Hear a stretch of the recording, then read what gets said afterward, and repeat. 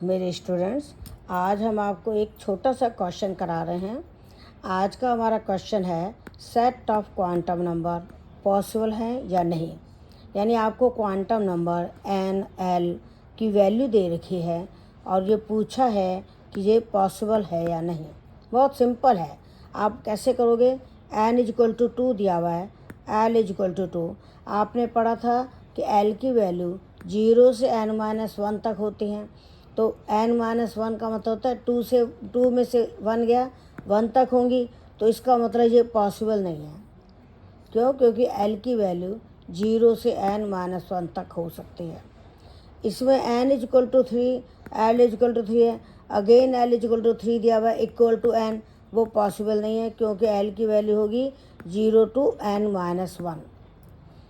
n की value 3, l की value 2, ये पॉसिबल है क्योंकि l की वैल्यू n से कम है। तो n की वैल्यू 3 है तो आप 3 लिखोगे, l की वैल्यू 2 है तो आप d लिखोगे, क्योंकि SPDF में l की वैल्यू होती 0, 1, 2, 3। n इजक्वल टू 4 है, l इजक्वल टू 3 है, ये भी पॉसिबल है। तो n की वैल्यू 4 है तो 4 लिखोगे, l की वैल्यू 3 है तो f लिखोगे, क्योंकि 0, 1, 2, 3 SPDF, तो ये f आएगा। n is equal to 5, l is equal to 3, again it is possible. n is equal to 5 है तो 5 लिखना, l इजक्वल टू 3 है तो f लिखना। n is equal to 6, l is equal to 0, ये भी पॉसिबल है क्योंकि l की वैल्यू 0 से n-1 तक हो सकती है। तो n 6 लिखोगे और l 0 है तो s लिखोगे।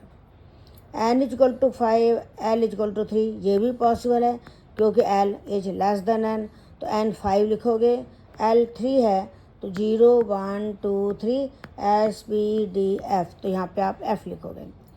n is equal to 4, l is equal to 3 है, ये भी पॉसिबल है क्योंकि l is less than n, तो n पहले लिखोगे 4, फिर l इजक्वल टू 3 है, अगेन 0, 1, 2, 3 SPDF, तो आप f लिखोगे।